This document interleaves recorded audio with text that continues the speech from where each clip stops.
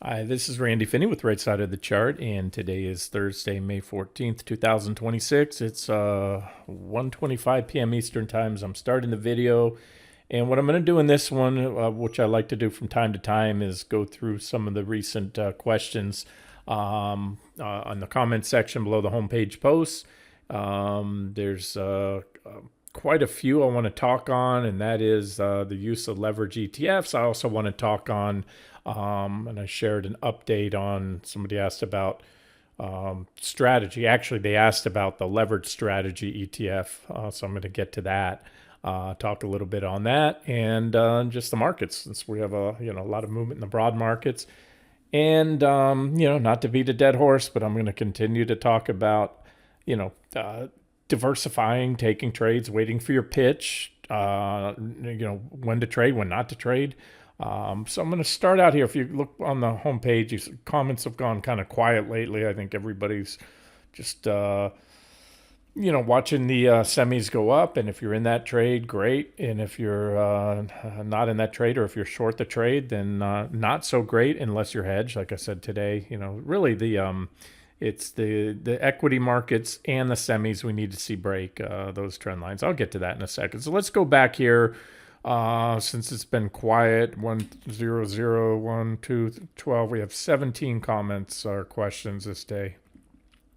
Go over those real quick. And again, I encourage you to come into the site, especially on slow days. Come and read these. So let's start here. This is a good one. This was a couple days ago. Asked, the VIX hasn't moved much. No fear. So here's my reply. And I had somebody else mentioned it, and I posted it recently, but I'm going to do it again here. So basically, as you can see in my reply, the VIX, although it's not moving much lately, it's clearly put in a higher low on the recent new high in the S&P 500. Remember, the VIX doesn't track the NASDAQ 100. It doesn't track the S&P, but it's the methodology to calculate the VIX is based on put and call buying on the S&P 500. So that's the more relevant index. And even though I like to typically, generally for the large caps, trade the NASDAQ 100 when I'm trading trading the VIX long or short, I'll usually use the regular VIX. There is, what I mean by that, guys, not to get on a tangent, there is a NASDAQ VIX. It's called the VXN. It's just the main VIX, the S&P 500 VIX, has better liquidity. VXN is the ticker, at least on this charting platform, for the NASDAQ VIX. It's got all these wonky candles, and again, it's going to go up when the NASDAQ goes up. But let's talk the VIX real quick. And so here's what I had mentioned. So we're going to overlay it. We're going to turn everything off for a second here. And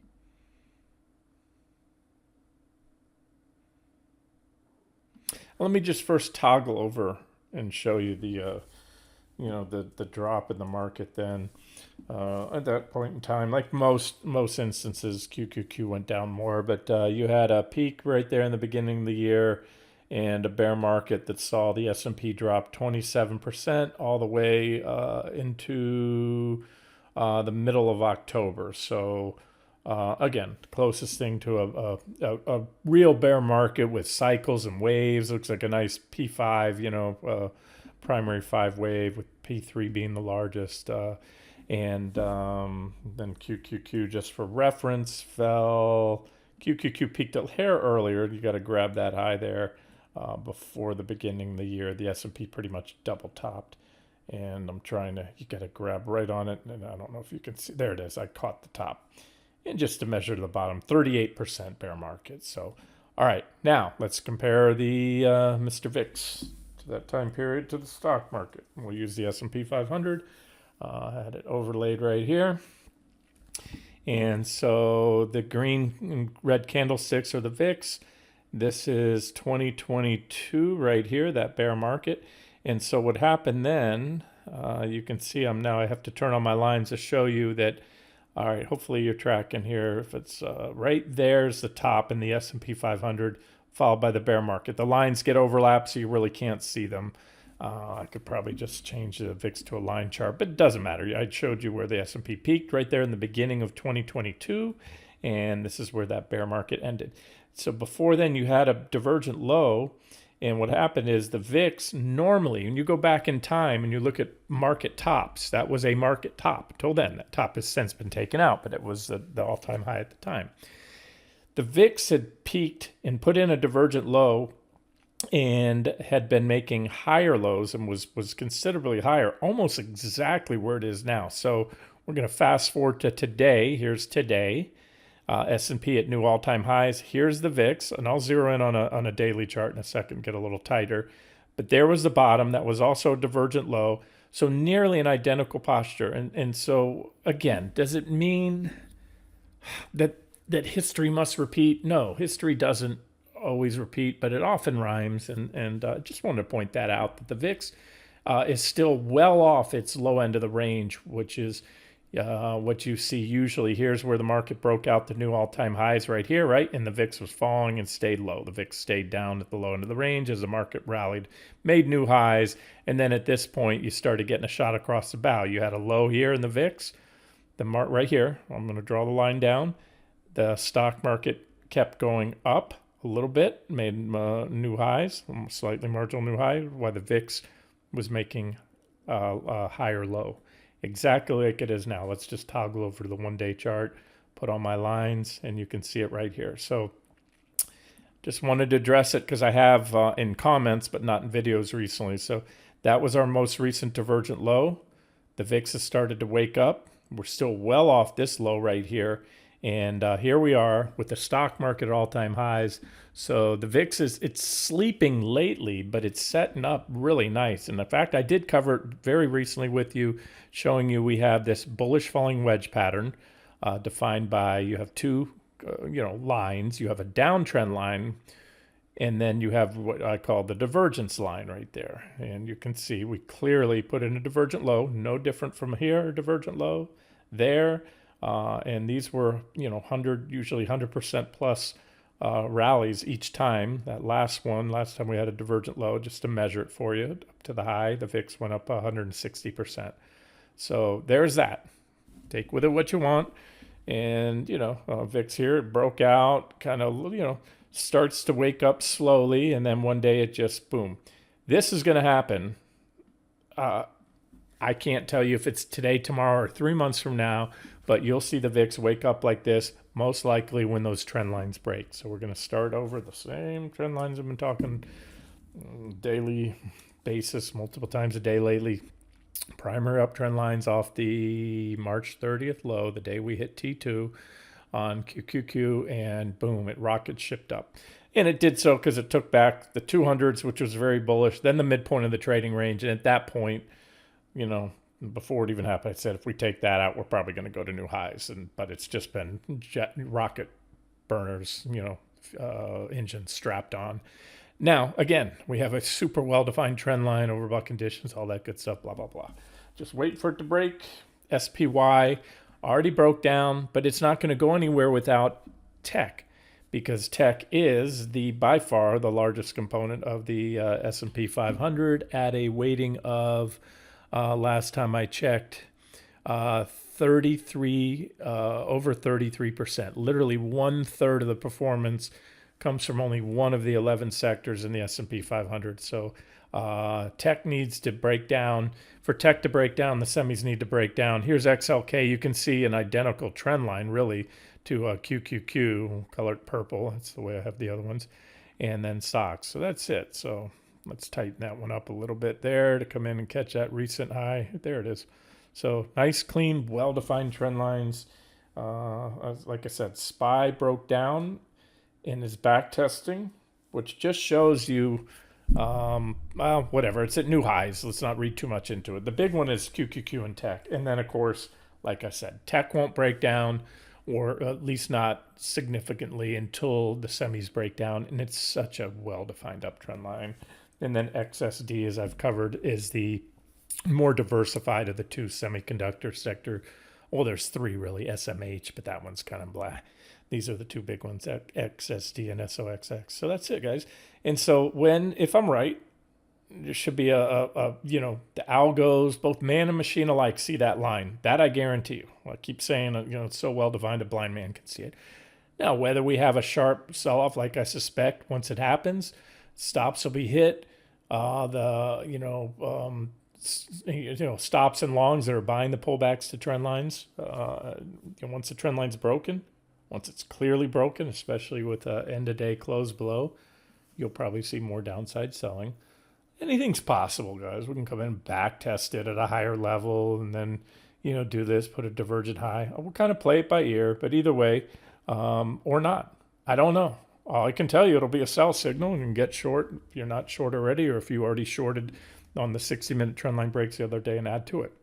In the meanwhile, and part of this video, I cannot reiterate enough the importance, if you are short right now, especially with no sell signals at this moment anymore. We had a 60-minute whipsaw, but we went back above the trend line, so that sell signal was negated, as I talked about. Plus, the higher probability entry when I gave you the SOXX trade recently in QQ to wait for a daily break of the trend lines, daily close below those trend lines, and that has not yet occurred. But I'm doing this video because quite a few are talking about being long SOXX, the leveraged semi-ETF, or what's the other one? SQQQ, the 3-time leverage S&P 500. So best thing, in my opinion, you can do now, as I said in yesterday's video and again today, is hedge it up with indirect hedges. That could be a short on crude oil and or long on treasuries. I already went over my thoughts pretty clearly. The charts are constructive, and so when the trend lines break, I don't think this hedge needs to be removed. It's a standalone trade if you just want to do a pure play on treasuries. You can go long treasuries, of course. Like I said, it's up. You can see 0.5% today. It was up a little more earlier when I posted it. So you add almost a 2-to-1 offset because it's a 3-time. Again, I make just general suggestions, tell you what I do, what I think, how I trade. I like the futures, ZB, but if you trade an ETF like this, it goes up and down less than the market. And it's about again, roughly a 3-time oversized position to whether you're going to trade it pure play or not, because the profit potential is so small. So from the, highlighted here, yesterday at support, if it hits this third current final target, there's only a 3% run or profit. But if you take a 3-time position, then that's comparable to making 9% on the SPY or QQQ or anything like that. And again, it's offsetting. If you only had those 2 positions, short a QQQ trade and long TLT today with a 3-time beta adjusted position size, you're actually making money today. And the Nasdaq's up. Now the Nasdaq's only up 0.75 or whatever. All right, let's go back to the comments. So that's it. I just wanted to point that out, that the VIX is in a very similar, nearly identical technical posture, not just the fact that it's making higher lows despite the stock market making all-time new highs. Again, a pattern that it's done a few times before that followed market tops, bear markets or significant corrections. And then the other thing, it just broke out of that bullish falling wedge pattern. And like I said, it's not going to, quote unquote, really wake up until and unless those trend lines go, guys. So that's why I do, again, these what I call long-winded videos, because there's a lot of moving parts to this game we call trading, investing, technical analysis. It's not simple as saying 1 or 2 things, writing 1 or 2 sentences, and that's it. So there's the VIX, and that was actually a divergent high. I think I had it marked on the daily right there. This is a 60-minute chart. All right. Oh, and to that, by the way, it's certainly a trade setup. It's broken out, but again, the VIX you need to trade, in my opinion, you need to be very judicious with your entries when you trade the VIX. In other words, you have to have a high degree of confidence, just like I'm about to get to, using those 3-time, 2- and 3-time leverage ETFs. I don't make specific recommendations, general recommendation, tell you what I do personally, only when I have a high degree of confidence of a fairly unidirectional drop, rip or dip. So I'm going to get to the leverage ETFs in just a second. But the VIX, think of it the same way. The VIX itself, you can't trade. We're looking at the spot VIX. Nobody can buy or sell it. No matter how much money you have, who you are, you could own, Wall Street. But the VIX is it's a theoretical, it's an index. It's based on methodology, but you can trade. The only way to trade it is trading futures on the VIX.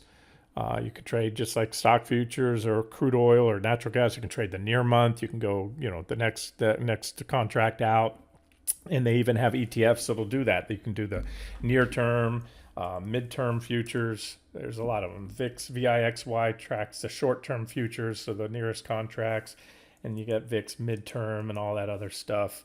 You type it in there, you find it. But either way, these guys tend to decay, but they're very similar. So what I'm doing right now is I'm sharing a trade idea and just telling you that. But the entry, forget about. See, I can't even draw that well of a downtrend line. Doesn't matter to me. The entry is when this breaks. When we get this and this and this. These are the semis, QQQ, and SOXX. When they all break down, that's an objective long entry on the VIX or any of the VIX tracking ETNs or the futures or the options on those futures. Those are your vehicles. All right. So we covered the VIX. Can you provide upside targets with SOXX? Well, here's what I said. And this kind of segues again into, there's some other questions here. There's just a lot of comments and questions about SOXX and SQQQ. And guys, believe me, I'm not picking on anyone, but I just did a video on this a couple weeks back using, for the example in that video, the two or three time leverage ETF that tracks strategy. And then I'm getting some questions about that one as well. And as I've said, and I'm going to just walk through it here. I know there's always new subscribers to the site. Years ago, I wrote, about that in the FAQ page. If you go to resources, what I just clicked at the top of the page, FAQs, ETF related questions, section 4 is going to narrow them down. And then this one right here. And the math is explained how it works. And so generally, when you read the prospectus, if you listen to most bobbleheads on TV, they're going to tell you these things are the scourge of Wall Street.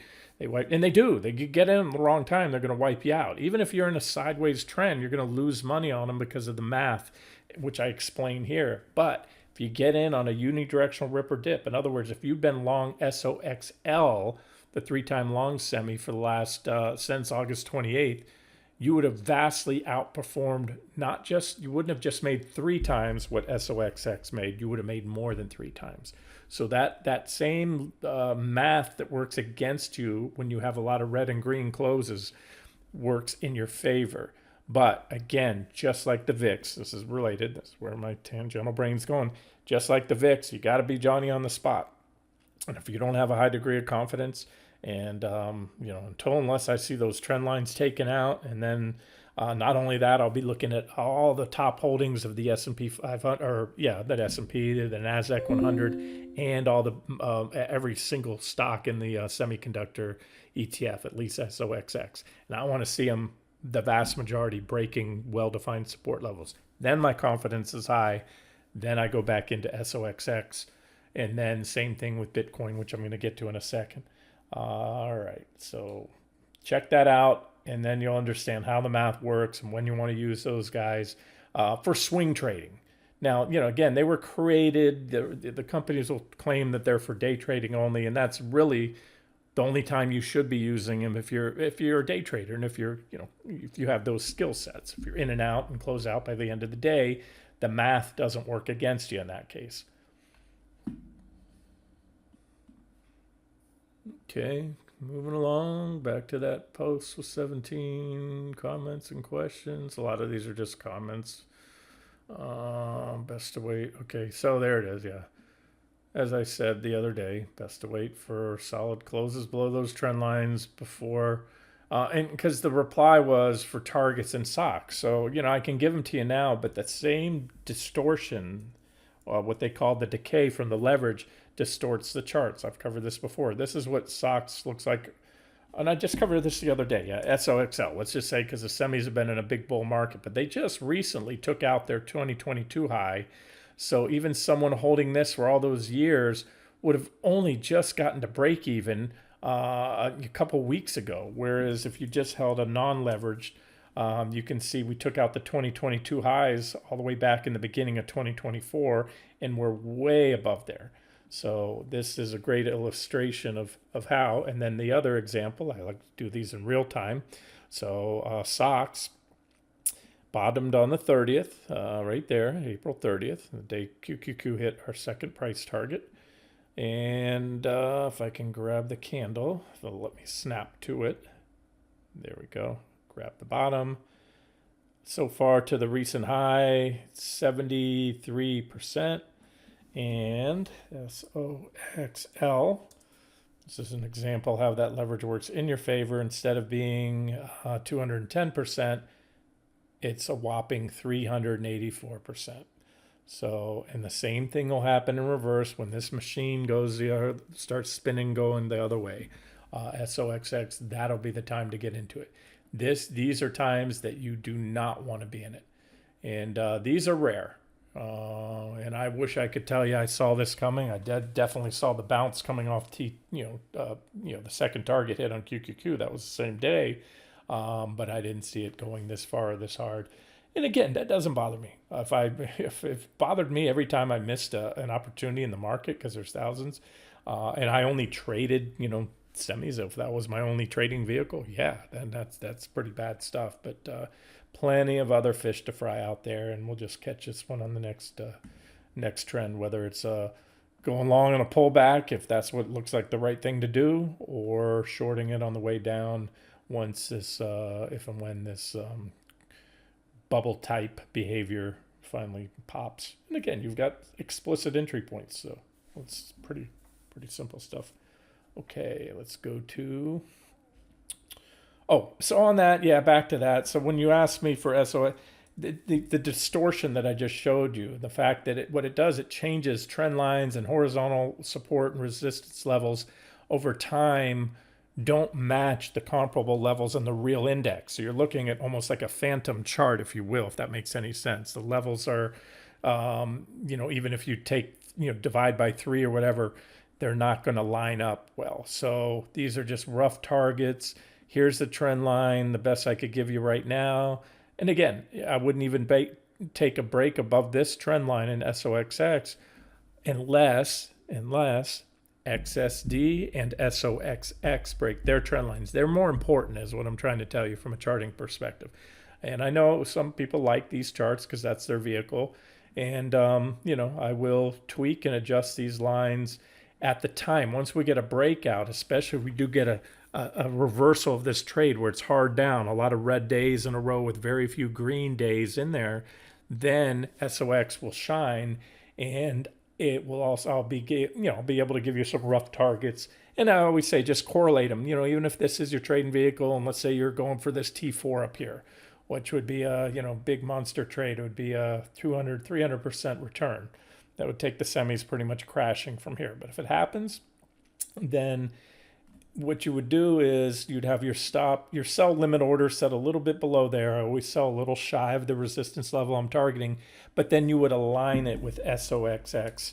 More importantly, this is the comparable level right here. This was that trading range we broke out of right there, and that's that T6 level. So that's how that works. So if you got to T6 first here, then you'd want to close out SOXX, even if it was well shy of that comparable level I just showed you. Okay.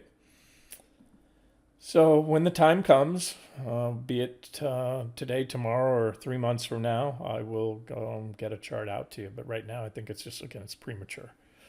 All right.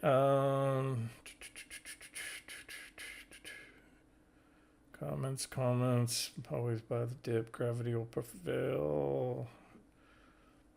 Yeah, okay, I'm gonna cover that. A lot of comments on these leverage ETFs right now, and you're fine if you're in the right direction and you're buying pullbacks to those trend lines, but don't outstay that party once the party's over. Silver breakout seems really strong. What to make of it? All right, I already did it. I told you, and this is a couple days ago. I just covered GDX and gold yesterday in the video. I see the overbought trend line, but folks are getting burned trying to short this move. Has a making of an early .com bubble rather than an AI bubble at the moment. Blah blah. It's just someone's opinion. Yeah, use levels to buy support, and I've always said that too, guys. Whether I'm bullish or bearish on a security, one thing I provide here is analysis. I don't share in anybody's profits, and nor do I share in anybody's losses. This service, I provide analysis. I have levels, and so the same levels, like take QQQ and SOXX, for example, that I'm waiting to see break. Those are the trend lines that they keep buying back. Pullbacks to. So yeah, absolutely. If that's your cup of tea and you don't mind chasing, a hot overbought rally that could collapse fast if it does, or maybe it's just an orderly correction, take those same trend lines. They're very well defined, and it's very objective to buy pullbacks to them. Again, it's not my cup of tea because they're way overstretched. Could you update MSTZ? That is the, 2 or 3 time leverage. Again, I just did a video, and I think it's 2 time leverage strategy short. So I went and replied that I'm going to update that in separate videos, and I'll cover it. But I referenced this video I just did when and when not to use that leverage ETFs in general, and I used this particular one as the one to make a point. I went over, there are 3 different inverse or short ETFs that track or short strategy. But let me get to the next comment, and it'll be a little more clear. So let me go back here because I made a follow-up. Got another request for that from the same subscriber. We had 12 here. Let's see what's in here. There's the initial short video link that I did yesterday, and then I tried to redo it and make it shorter, and it was almost as long. Again, it was there's just a lot to cover. And the takeaway, if you didn't watch that short trade idea video, is, not only did we, when the market was dropping into the March lows, we were up to that point having a field day. I mean, we shorted a lot of things with impunity to the final targets. We were short Visa. We were short a handful, dozens of different things, and they were very profitable. And the point of this video is we've been markets at all-time highs, and yet just about, with a few exceptions, every one of the short trade ideas that are on the site that have even been, most of them put out last year, are profitable. They already hit one or more price targets. They're profitable. Some of them still offering objective short entries. And it speaks to what I'm trying to talk about here. There's the stock market. Some people like to trade the stock market by buying SPY or QQQ, long or short. Then there's the stock market, which consists of thousands of stocks. And at any given point in time, I don't care if it's the most vicious, rip-roaring bull market or the most vicious bear market, there's always some stocks that are bullish and in a bull trend and look good technically, and there's always some that are bearish. And I like to spread my bets, and doesn't matter what kind of market we're in, there's always an opportunity somewhere. To quote one of what I think is the biggest buffoons on TV, Jim Cramer, so there's always a bull market somewhere, right? That's his saying, I think. Well, there's always a bear market somewhere too. And then that's just the stock market. You take out the universe of different asset classes, which are commodities, and within commodities, you have a sphere of all these unrelated commodities, copper and wheat and soybeans and orange juice futures that have no correlation to one another. It's the same story. And then you got bonds as a different asset class. I could go on and on. So either way, the point of that one is some of those trades in there are currently or will be potentially offering objective add-ons. There's others that are just kind of meh right now, and a lot of the short trades hit 4 out of 5 final targets, like Carvana, close to. There's not a lot of meat on the bone, but that one I actually highlighted as an objective reshort recently, and it's down last couple days.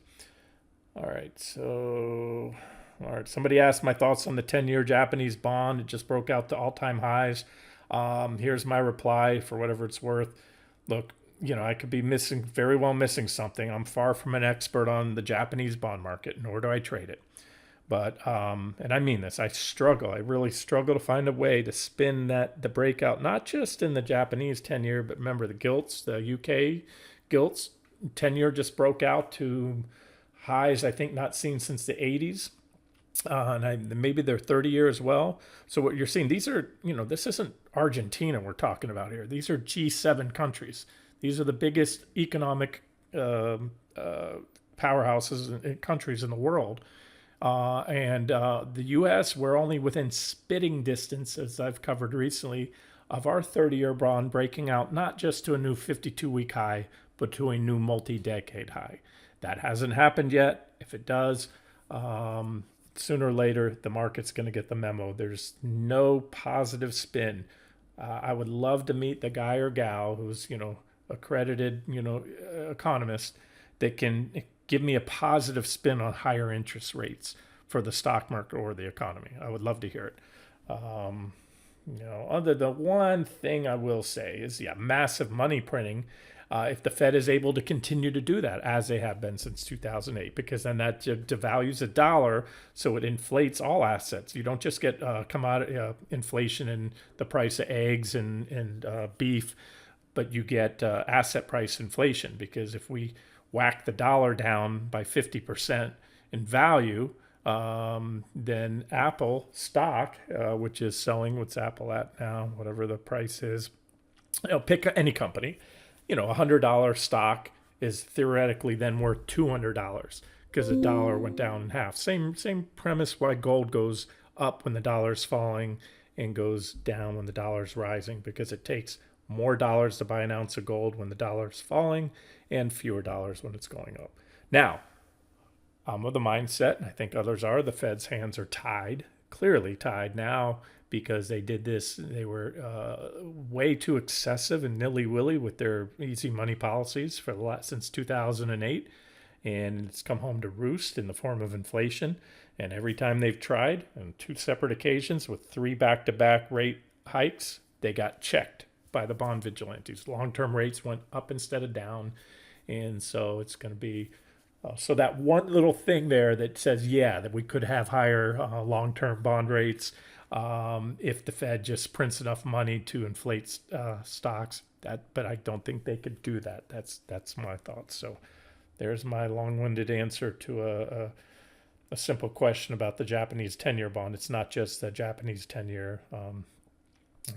The carry trade kind of started to get broken last year, so I think people moved away from the yen carry trade. But and the other thing too about what I just said, by the way, guys, let's not forget, people think it's, I think a lot of people might think it's just kind of a binary situation or in a vacuum that the U.S. can print money to debase or intentionally lower their dollar, because that's the only way out to pay off, our increasing debt load. That's what countries throughout history have done when their debt becomes unsustainable. They print new money to, sell new, printing fake money out of thin air to pay off the existing bonds that are coming due and the interest payments on those.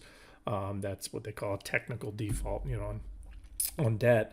You're getting your treasury back when it comes due, your $100,000 10-year treasury bond at maturity, plus all the interest, but the dollars are worth a lot less at that time.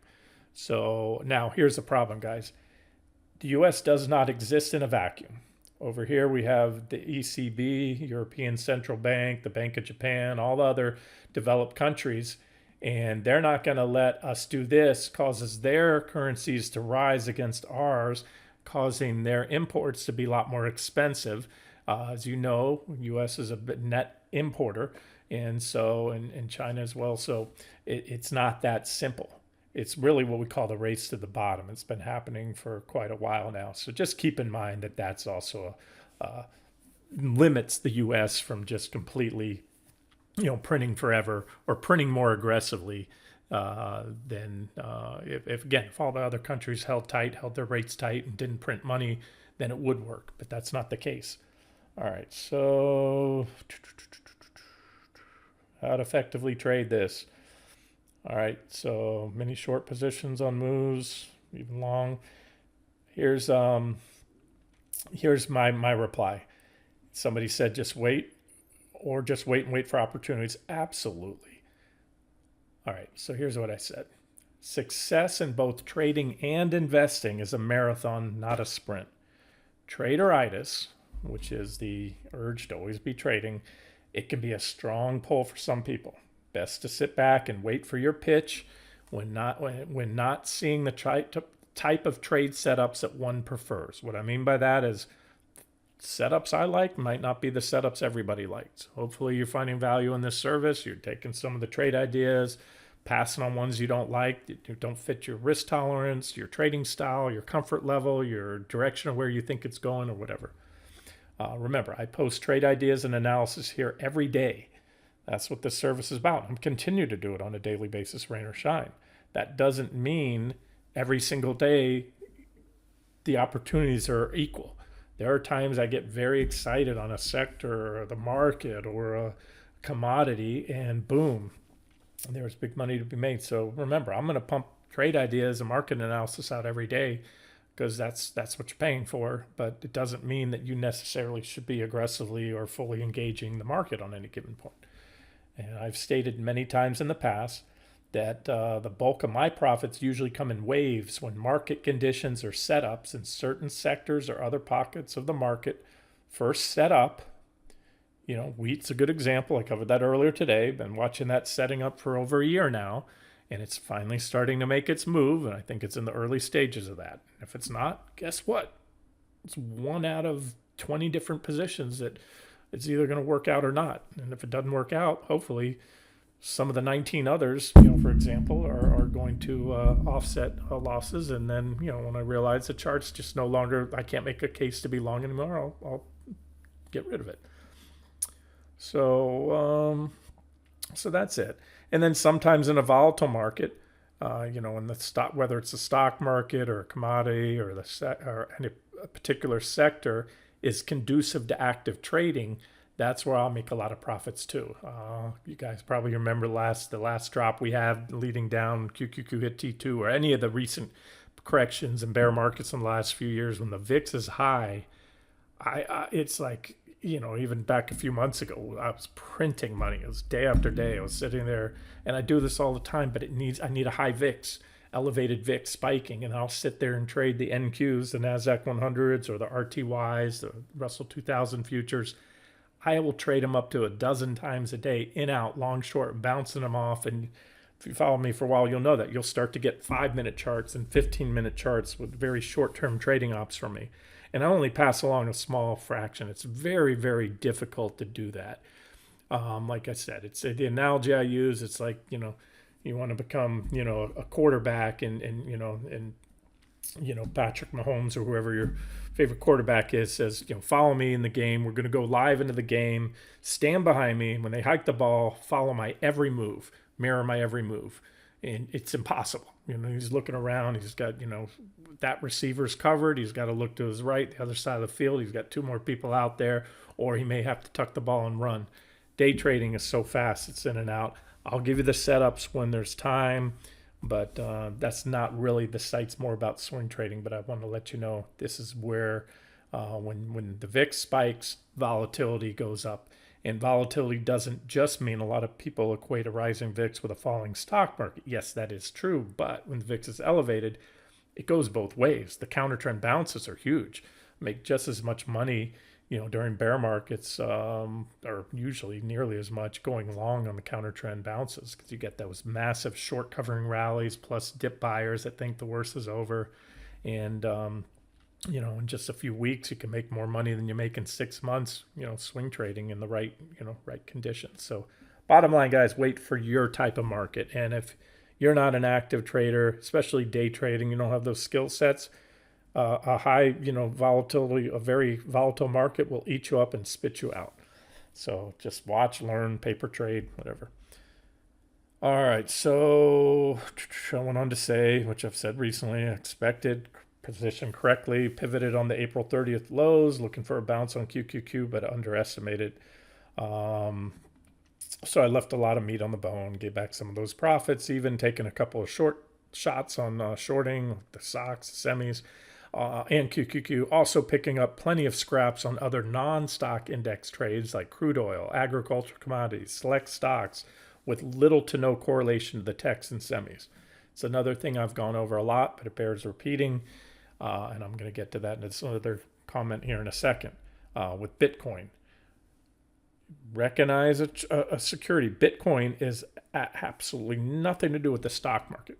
It is a completely different, it's its own asset class, cryptocurrency. Yet it trades near lockstep lately, and most of the time, not all the time, but most of the time, it's a risk on asset. And if today isn't a good example of that, I don't know what is, or the last few months. I'll get to Bitcoin in a second, but it's been moving up nearly in lockstep. So to be long or short Bitcoin is to be long or short QQQ or SOXX. And again, I'll get to that 1 second, a little bit more. So I went on to also say, agreed. This is me talking about the market and the semis. Yeah, I usually don't chase overextended rallies that don't have favorable RR profiles and well-defined entries and stop points. Like I said, pullbacks to that trend line, or you can say it's an objective entry, but it's a trend line, in my opinion. The downside from where we're at today, the amount of if we get a quick move in either direction, I feel highly confident that the risk reward is skewed to the downside. If those trend lines break, it can be a very fast rush for the exits, or even worse, for a lot of traders, will be a big gap down below the trend lines. All the stops are going to get hit at the open on the next morning, and you're going to have where a lot of traders will probably be left holding the bag because their stop loss orders got bypassed on a gap down. That's the most bearish scenario that can happen. And again, let me just illustrate that for what I'm talking about. So again, it's just a hypothetical. It's something to watch for, something to trade. But, let's say Monday. Let's just say it doesn't happen tomorrow. But on Monday, you get a big gap down, and we open down here, and all the stops, a lot of traders that are buying the trend line, whoever, I imagine they're keeping a tight stop below the trend line. So then they're left out, but they don't want to. Let's say we gap down, the semis gap down 5%. Well, they don't, and it's past their stop. They're going to probably say, you know what, that's too big. I don't want to take that loss. I just bought, I'm already underwater. I'll wait for a bounce back, then I'll sell. Those kind of gaps usually do one of two things. They deny short sellers an objective entry, because a lot of shorts don't want to short on a big gap down either. They're going to wait for a kickback as well. And it doesn't let the traps of longs in there. And then you can see just a quick move down. Again, it's one potential scenario, but just watch for it. And just understand that risk too. That's why I like futures. If you're trading SOXX or any individual semis, yeah, some of them can trade around the clock now, but there's crap liquidity in those, and you can't use stop loss orders. You can only use stop limit orders in the after-hour session. Those can be bypassed, as I've talked about in the past, so they're completely, or can be, utterly ineffective in loss mitigation, because if you have a stop limit order, again, which is the type that has to be used in the after hours or pre-market session or anything outside, and it's right here, and you gap down right here, a hair below it, and never look back, the stop limit order has been triggered but not executed, because a stop limit order says sell me at that price or better, no worse. And only if you come back up to there, then it executes. So it effectively turns into, it's an untriggered order, and you can watch all your profits turn into big, get evaporated and then turn into big losses in that scenario. Okay, so I typically, with futures, I like stop loss orders, which are allowed. And at 3 a.m, if the futures have a huge move against my position, my stop will be hit. And it might not be, if there's, fast movement, it might be a little bit above or below where it was, but it will be filled. And I'm using liquid futures like NQ and things like that, you're going to get a pretty good fill, because there is liquidity at 3 a.m. Because there's so much trading done. And I'm not going to have to wake up to a huge, gap down against my position.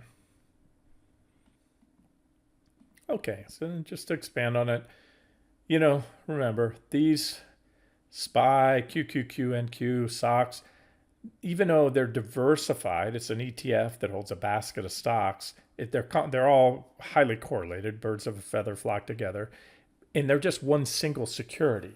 In other words, a single position. So the key to trading and investing, there's an entire universe of literally thousands of other securities, including but not limited to thousands of individual stocks, dozens of sector and commodity tracking ETFs, and various subclasses of fixed income. There's high quality treasuries, investment grade corporate bonds, junk bonds, muni bonds, and more. And then you have crypto and all that other stuff. So, in a whole universe of different commodities, like I said. All right. So, bottom line is, and I'm doing this because of it only takes a few people that are just sound like they're getting beat up on QQQ short or SOXX short, because I've been highlighting that, trying to catch the next stop down. But there's nearly unlimited options at any given time. So spread your bets. Don't put all your eggs in one basket. And there's always an opportunity to keep trading light, or the total number of positions very light, or even sit in cash. Wait for your kind of setup. That's it. So, try to avoid that urge to always be trading, especially if it's not your type of market. Can you please take a look at software stocks? I did that, and as I told you, I did a new home page post on IGV, gave you a maximum bounce target, and also a support level if it pulls back, if you're looking to buy it. That was right there. All right, this is the next one. Short swing trade ideas. There it is. Okay, here's that other comment I made. Another request to update MSTZ. Same thing with SOXX until we get. Well, here, let me just read my reply. Okay, and this is important too. MSTZ is a leveraged play on MSTR. That's strategy, formerly known as MicroStrategy, which, for those of you not familiar, strategy is the biggest Bitcoin treasury company. It means they hold Bitcoin, and they don't just hold Bitcoin, they do it on a leveraged approach. So strategy itself is simply a leveraged play on Bitcoin, meaning it's going to go up more in percentage terms when Bitcoin goes up, and it's going to fall more when Bitcoin goes down. And one day, I think if Bitcoin goes down enough, we know it'll implode. It's been a lot of talk about this. They're employing aggressive use of leverage to buy Bitcoin, and if goes low enough and they get a lot of redemption, they're going to have to start selling Bitcoin, which I already said they're going to start doing. Saylor said most likely, and then there will become a vicious cycle, or it has the potential to. All right, so that in itself says enough. It's like people in the past have asked me about these like leveraged VIX ETNs out there that don't just track the VIX; they track the VIX with 200 or 300% leverage. And my analogy is like going to the Porsche dealership, buying a 911 Turbo, and then driving up the street to your local mechanic and telling them to put nitrous oxide on the damn thing. It's ridiculous. The car's faster than you can handle on city streets as it is. And so the VIX, as I just showed you earlier in the video, which during its rallies goes up triple digits when it has, every couple times a year, every year or so, at least, triple digit gains, 200% or more. You don't need leverage on that. They've given you enough rope to hang yourself with it being non-leveraged. So anyway, same thing. Now, I did a video, and there are times, if you have a high degree of confidence, that's the time to engage. And instead of shorting strategy, which is an active short on the site, you go with this one. And so anyway, let me go on to finish what I said here. So keep that in mind when trading it. And Bitcoin in itself is very volatile. Again, it's like kind of like the semis. The semis they go up and down much more than other sectors just on any given day due to their nature. And same thing with Bitcoin. It's a lot more volatile. Its trends are much bigger than trends in the stock market, the bull trends and bear trends. No, there's no problem with that. I did a video and I compared all three of the strategy short ETFs, and I told you that was my pick of the three when it's the right time, because it had the best, it had tracked the best. The other two, when I compared the periods where strategy went up or down, bull or bear trends, the others underperformed this one. So this one had the lowest cost structure and best performance, and that was my pick. So anyways, in a nutshell, guys, this is the important part. As such, because it has been trading highly correlated to the stock market, particularly the big risk on index, QQQ, and the semis. Therefore, Bitcoin and MSTR will likely continue to rally until QQQ, SOXX, and XSD trigger those sell signals I'm watching. It's really that simple. I put a very high probability on that. So if you're in MSTR, last update I gave you, and we might be there now. I haven't even looked because I'm hedging up now with treasuries and crude short, and I've got some holdings in the both the semis and QQQ that those in themselves are going underwater, but they're being offset, and they're very small starter positions because I took a started on those 60-minute breakdowns the other day, and I'm not going to add until I get the daily sell signals I'm waiting for. And being hedged up now, I can give them room past what was the suggested stops. If hopefully if those the long on TLT continues to play out, and we get a big drop in crude oil. So, all right. So if you are short or waiting to short Bitcoin, MSTR or MSTZ, etc., see this comment I just made regarding using treasuries as a potential indirect hedge. Also, keep in mind that a leverage play on Bitcoin will typically move up more when Bitcoin in the markets are rallying, and they will fall more when they drop everything I just talked about. And there's the, oh yeah, that's it. I already covered that. Oh, no, that was the comment here. Let's see, what was that comment I linked to? Oh yeah, that the followed up today on the TLT post comment there to just make it clear that the Treasury bond long and crude oil short indirect hedges to any stock index shorts also apply, as I just said, to other highly correlated risk on assets such as Bitcoin and strategy. Again, and if you're not familiar, I always say don't take my word or anybody's word for anything in this game. I watch, when I see folks come on TV sometimes, or I read an article, something doesn't sound right, and I call bullshit on it, and I look it up, and some people just make things up sometimes. So always check sources. Just 'cause somebody might come on TV or write an article does not mean they're an expert, especially on things like what is it, the not Zero Hedge, the news investment feeds like Market Watch and those like that. Anybody can sign up and start writing for them. They make money on just content. And again, so I'm going to just show you the example here. So here's QQQ. We know it bottomed on March 30th, and it's gone up 29% since then. And MSTR, we can look at Bitcoin, which I'm going to update. And you can see here, it also had a bottom right there, right around the same time. Right there is that's March 31st, and it has gone up 66% since then. Right, so it's two things I was talking about: the leverage factor, it's going to go up and down more, and the correlation, it's unmistakable.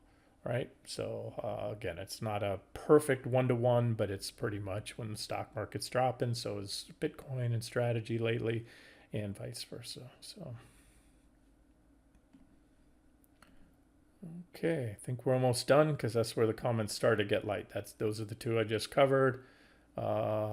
This IGV software update, just a thanks. I give you a thumbs up on that. And then this was the comment that I just linked to from this one, talking about the correlation there. So that's it. So what that means, if you want to go with what was the one Mike was talking? MSTZ. So MSTZ, again, it's the 2-time inverse strategy. And where these come in useful too is, again, be very careful. I got to be careful when I say this. I'm not giving anybody individual investment advice, but if you wanted to shorten your IRA, the IRS prohibits shorting in IRAs. It's not allowed for individual stocks. It is for commodities. Most people don't know that. So I trade futures long and short my IRAs. You have to have a margin IRA. Interactive Brokers allows them. I don't know which other brokers do, but you can use those. The best use is hedges to long positions. You really shouldn't, unless you're an experienced investor or trader, be trading actively in your IRAs or aggressively shorting unless you have solid sell signals on the market and you want to profit from a bear market. Then they're very useful, and they have a lot that are non-leverage. Like when if you don't want to, you want to short the Qs and you don't want to use leverage, go with PSQ. It's a non-leverage one time. You want to juice it up a little, go to QID. That's 2 times. You want to juice it up even more, go to SQQ 3 times, right?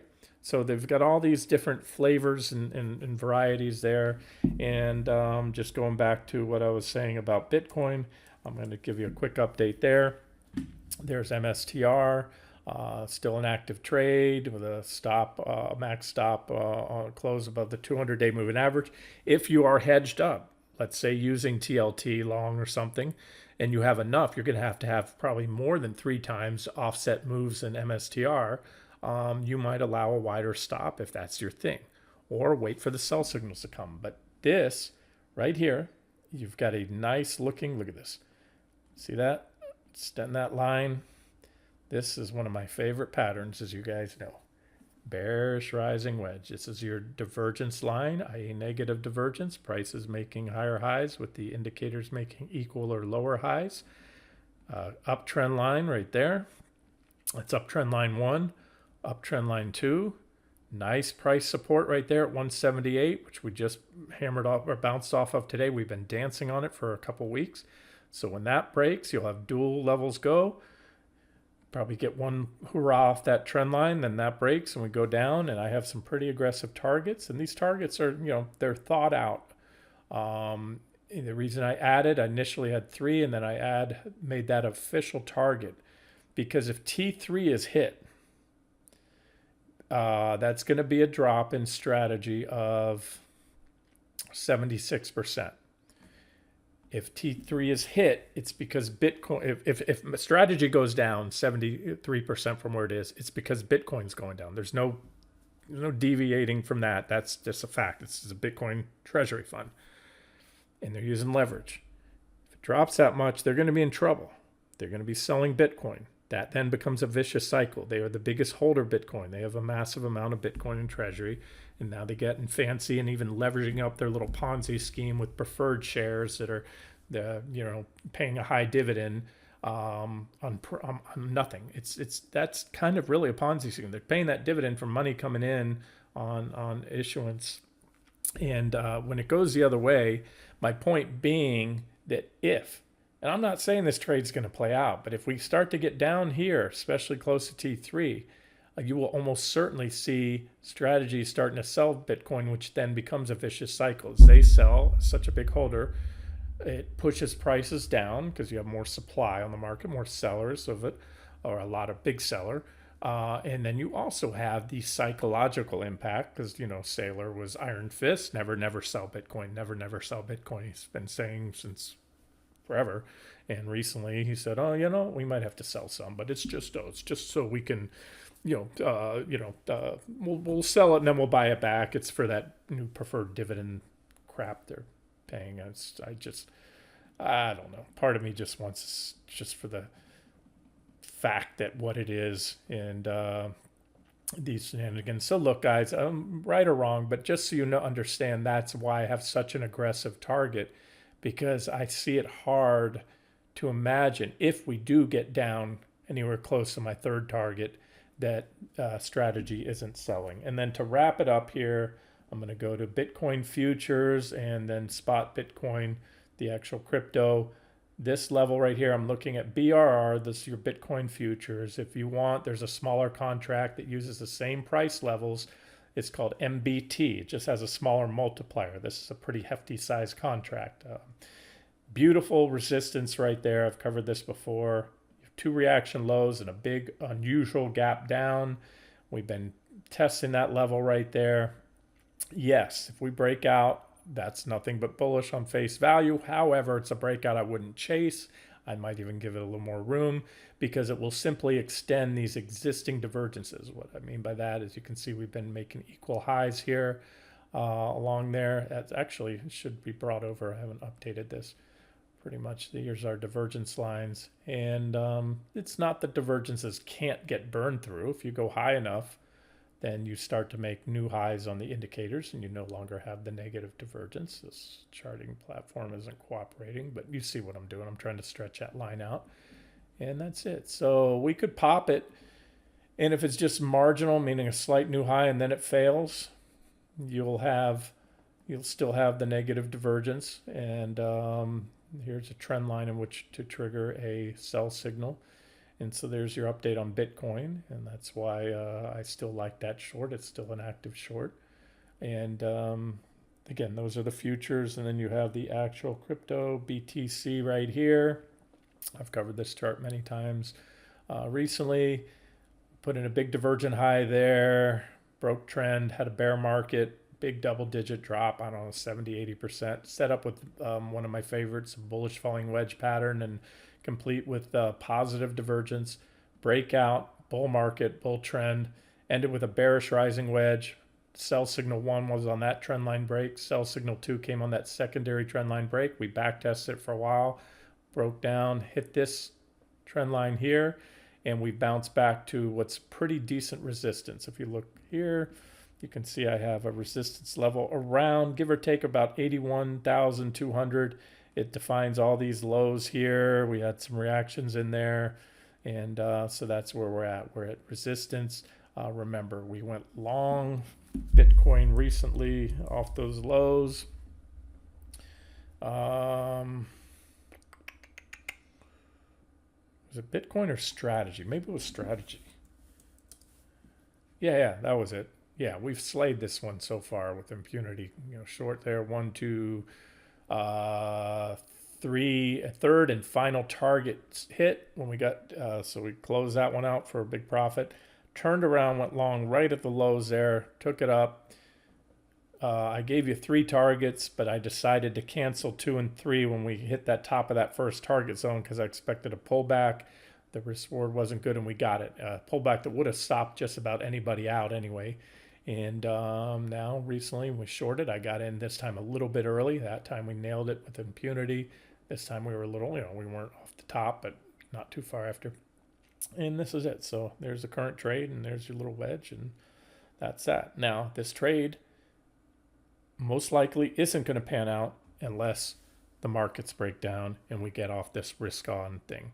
As long as it's risk on, same people are buying, both man and machine alike. They're buying QQQ, they're buying the semis, and they're buying Bitcoin. When the trend lines break on QQQ, SOXX, SSD, if those breakdowns stick and lead to a significant correction, Bitcoin will most likely follow. All right, hard stop. That's it. I'm going to wrap the video up here. Remember, you can always hit the fast forward button, which is you go in the settings, increase the speed if you want to get through these videos quicker. Or you can also drag the slider bar at the bottom and see which security. That's why I like this charting platform. You've got the ticker right there in the middle, so you can kind of see what I'm covering if you want to skip ahead. Maybe you don't have any desire to trade Bitcoin or anything else that I covered in these videos. All right, let me get it out to you. This has been Randy Finney with Right Side of the Chart. Have a great day.